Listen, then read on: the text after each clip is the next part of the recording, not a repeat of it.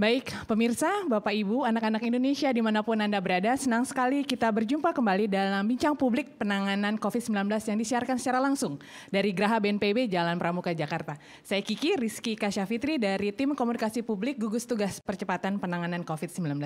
Hari ini kita akan bicara tentang inovasi pemerintah daerah, Kemendagri bicara. Pemerintah sudah membuka 9 sektor ekonomi dan penting sekali buat pemerintah daerah untuk segera siap berbenah untuk memastikan protokol kesehatan dapat dilaksanakan oleh masyarakat. Beberapa waktu lalu, Menteri Dalam Negeri Bapak Tito Karnavian memberikan hadiah atau semacam penghargaan kepada 84 kabupaten kota yang berhasil memenangkan lomba inovasi daerah untuk adaptasi kebiasaan baru menuju masyarakat produktif dan aman.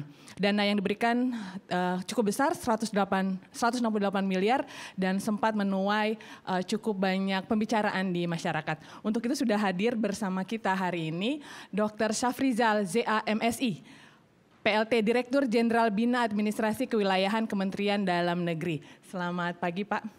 Terima kasih sudah berkenan hadir, silahkan dibuka maskernya. Nah, masih terkait dengan lomba yang diadakan oleh Kemendagri, satu daerah sangat menonjol karena berhasil merebut 4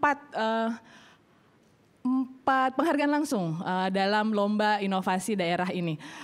Sudah hadir juga bersama kita Muhammad Nur Arifin atau yang lebih dikenal dengan Caipin, Bupati Trenggalek. Selamat pagi, Assalamualaikum warahmatullahi wabarakatuh. Terima kasih sudah berkenan hadir. Saya ke Pak Syafrizal dulu. Ya, ini sebenarnya apa latar belakang dari dilakukannya lomba inovasi daerah ini? Dan kemudian dana yang diberikan itu sebenarnya penggunaannya untuk apa? Silakan Pak. Ya, terima kasih Mbak Kiki ya panggilannya ya, Mbak Kiki. Terima kasih juga Pak Arifin, akrabnya Caipin lebih akrab ya, dan Bapak Ibu sekalian serta para pemirsa semuanya dimanapun berada. Semoga semua dalam keadaan sehat ya. Jadi lomba inovasi yang kita lakukan pada hakikatnya adalah prakondisi untuk menghadapi keadaan ya, kalau bahasa internasional dikatakan sebagai new normal atau kalau di Indonesia disebut dengan tatanan baru ya, karena setelah sekian lama kita fight dengan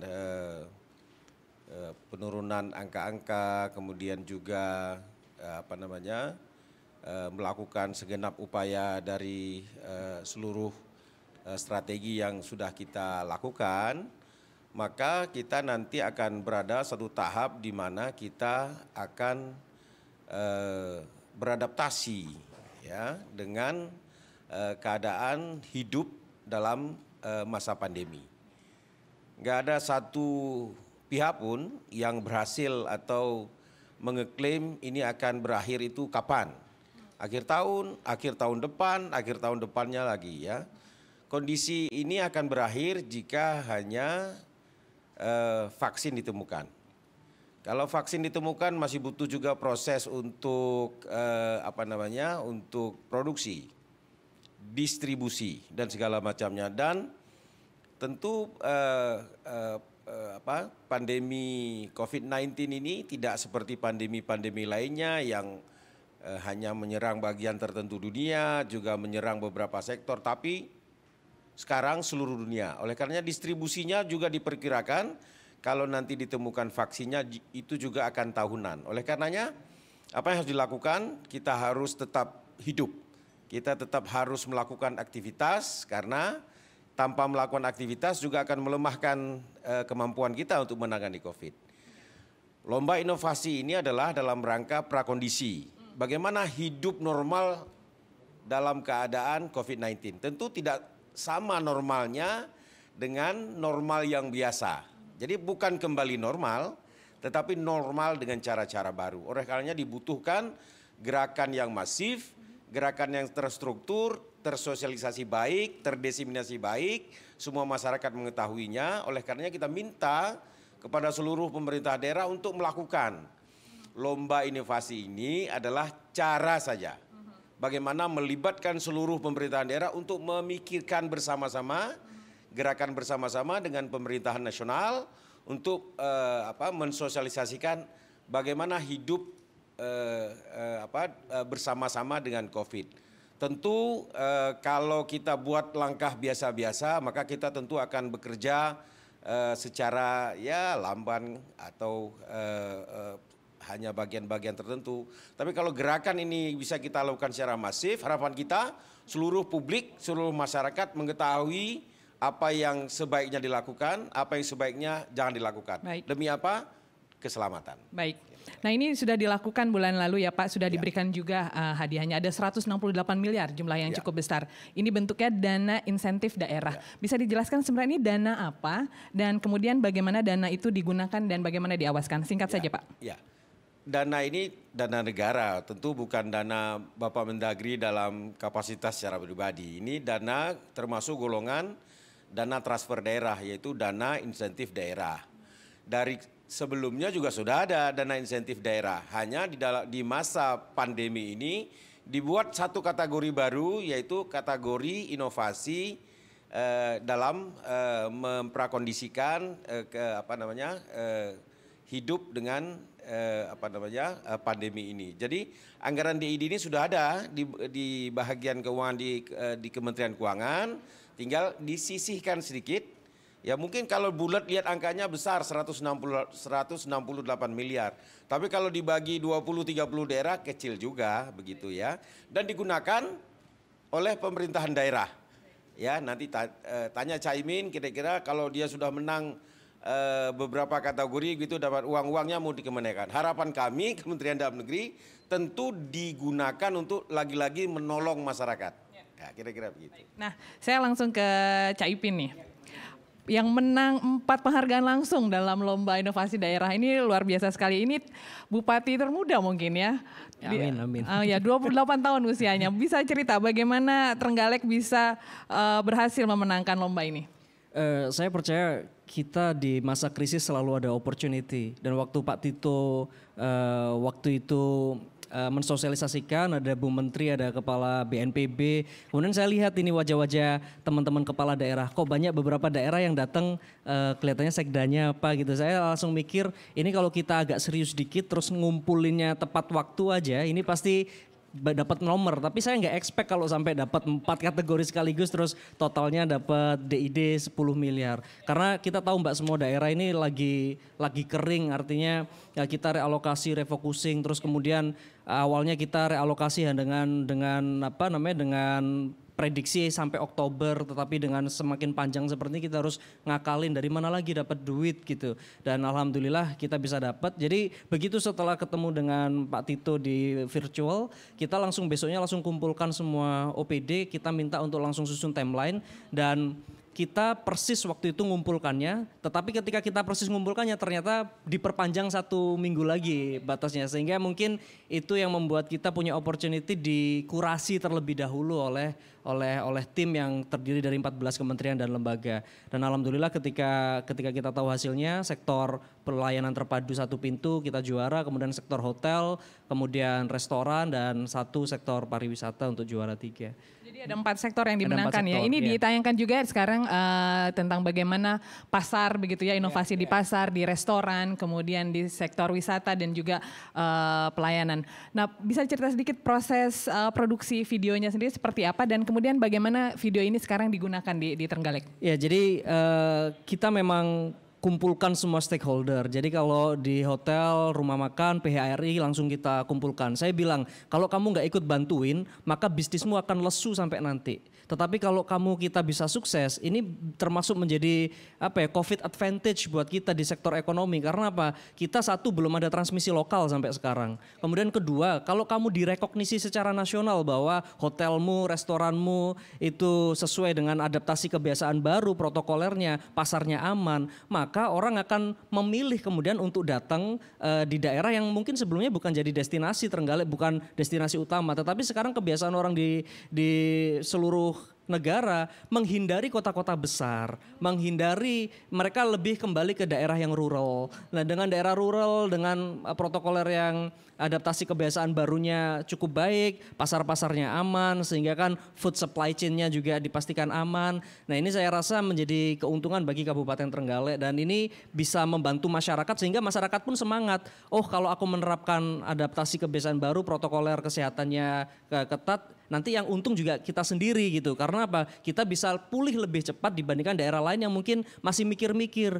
Mau buka pasar aja mikir-mikir, masih ada kasus positif. Kita alhamdulillah testing di semua klaster industri, testing di semua pasar secara berkala, belum ditemukan adanya terkonfirmasi positif. Semua yang ada saat ini tercatat 42 kasus dengan 20 kesembuhan dan tanpa ada kasus kematian, itu semua dari luar, transmisi dari luar. Jadi ini yang membuat teman-teman di Trenggalek akhirnya semangat. Dan nanti seperti kata Pak Safrizal, dikemanain nanti dananya. Kita memang kembalikan lagi salah satunya untuk menginsentifai masyarakat lagi. Nanti kita bikin perlombaan serupa di tingkat desa, karena desa mungkin punya pasar desa. Kalau kita bisa beresin pasar kabupatennya, tapi pasar desa itu lebih krusial lagi. Terus kemudian ada warung-warung yang di desa, kemudian nanti pengusaha resto. Jadi akan kita gunakan untuk menginsentif lagi sehingga agar ini menjadi movement, jadi gerakan. Jadi sebenarnya ide dari Pak Mendagri ya jangan disalah-salahin, katanya lagi nggak ada duit kok, duitnya digunakan buat lomba.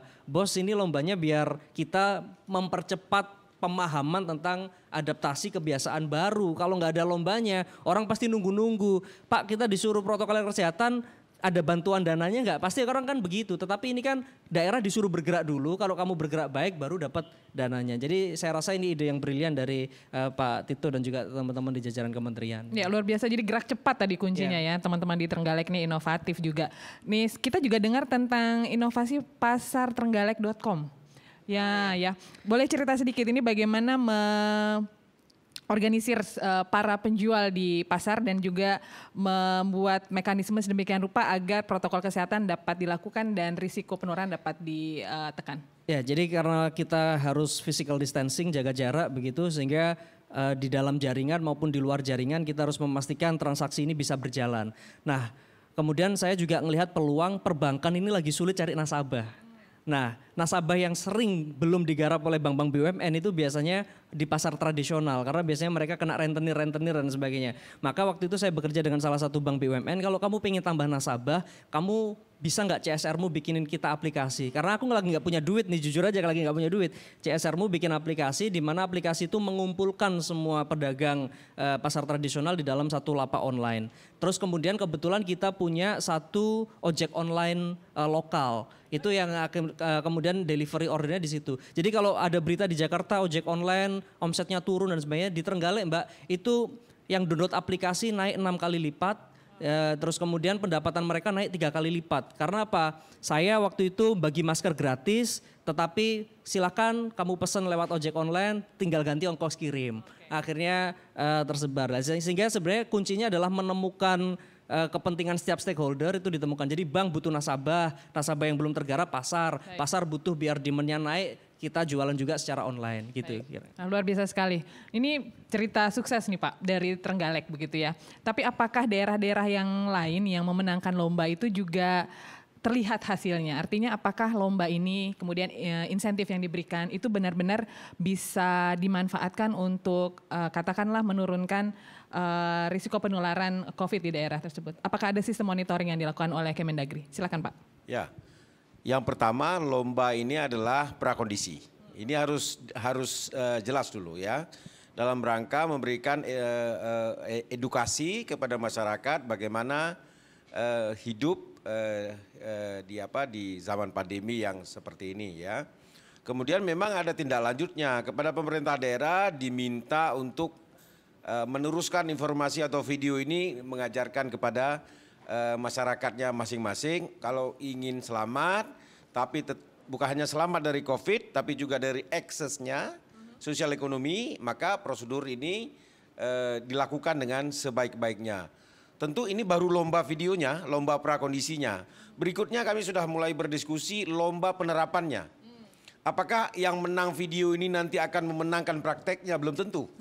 Ya, belum tentu. Jadi tujuannya utama adalah memberikan edukasi. Harapan kita dengan edukasi yang semakin baik, maka rakyat memperoleh pengetahuan yang lebih baik, cara menghindar dari. Berikutnya nanti lomba penerapannya. Kalau ini baru lomba video, dengan harapan dengan video ini maka masyarakat mulai mengetahui ya di awal-awal dulu.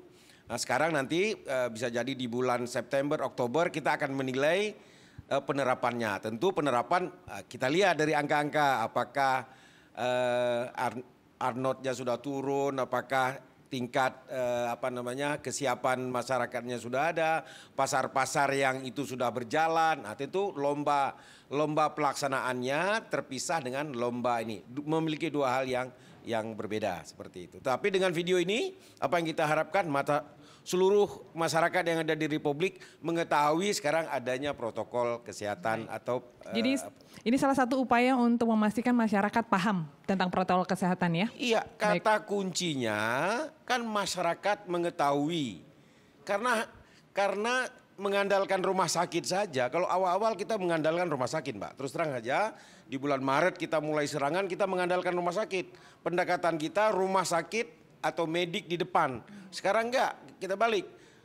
Rumah sakit itu sekarang menjadi bahagian belakang atau back.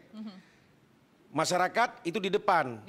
Kalau masyarakat teredukasi, mengetahui cara hidup yang aman, yang terhindar dari potensi terpapar risiko, makin banyak masyarakat mengetahui, harapannya adalah makin sedikit yang terpapar. Makin sedikit terpapar, rumah sakit makin sedikit menerima pasien. Jadi yang resiko-resiko yang tak dapat dihindarkan yang terkena. Artinya apa? Kita nggak kirimkan semua ke tenaga medis karena terus terang saja rasio tenaga medis kita dibandingkan jumlah penduduk rendah sekali ya. Oleh karenanya ini sudah mulai berjalan, Mbak. Kita penduduk 4 besar dunia. Tapi secara jumlah kasus yang kita hadapi kita sekarang ya di level 26 dunia ya. Jadi berjalan itu work. Ya. Saya mau ke Cak Ipin singkat saja. Ini kan sosialisasi protokol kesehatan. Masyarakat diminta untuk selalu cuci tangan pakai sabun, pakai masker, jaga jarak begitu ya. Jaga jarak sendiri bukan budaya kita sebenarnya. Kita diajarkan untuk salam dengan orang tua dan lain sebagainya. Anda sendiri melihat seberapa sulit perilaku ini diterapkan di masyarakat dan apa saja tantangan yang Anda temui di wilayah kerja Anda di Trenggalek? Sebenarnya mengkomunikasikan itu dengan bahasa lokal. Contoh kalau kita datang ke pesantren, saya katakan di kitab Taklim Muta'alim atau kitab yang mengajari adab cara berperilaku kepada orang tua. Sekarang tolong ditambahi Mbah Yai gitu. Ditambahi kalau ada santri tidak pakai masker itu berarti santri yang kurang beradab gitu.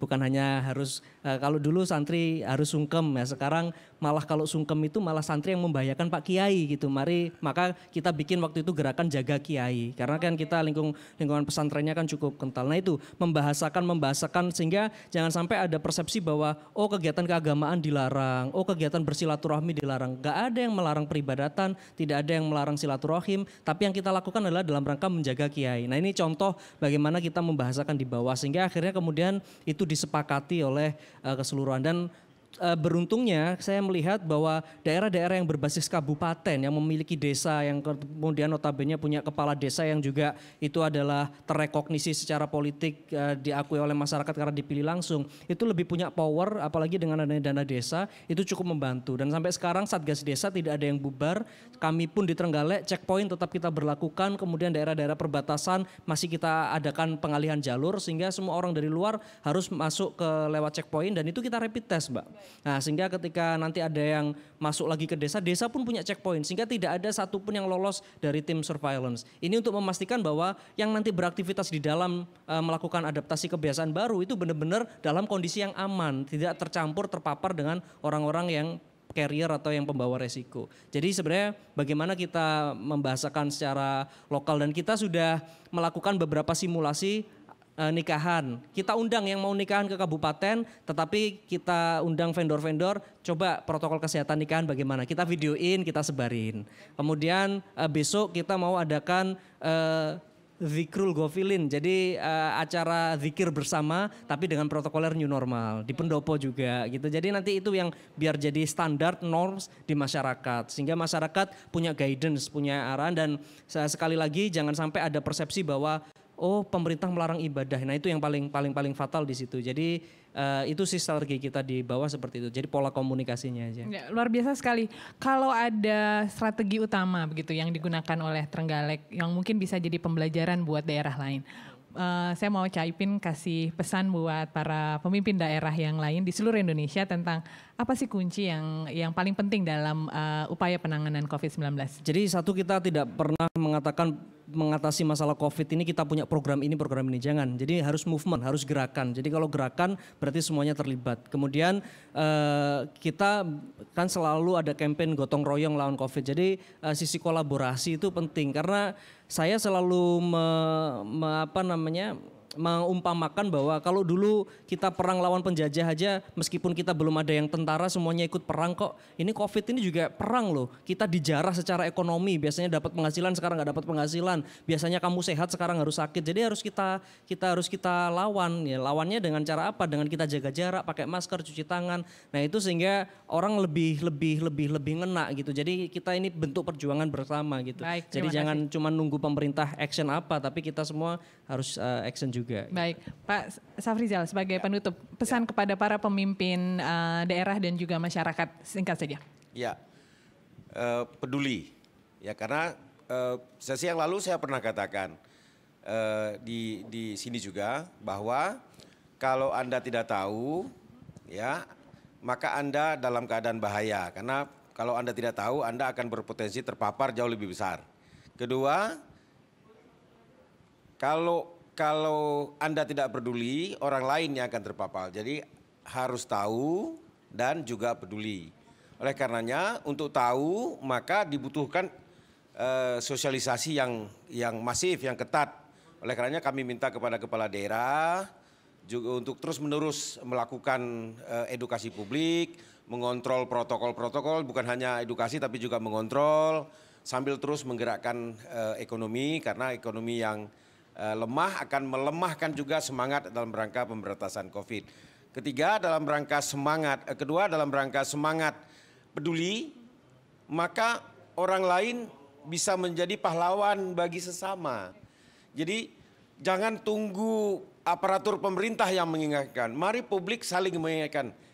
Hei kawan, pakai maskermu. Karena kalau kamu nggak pakai masker, kamu nggak peduli, kamu membahayakan orang lain.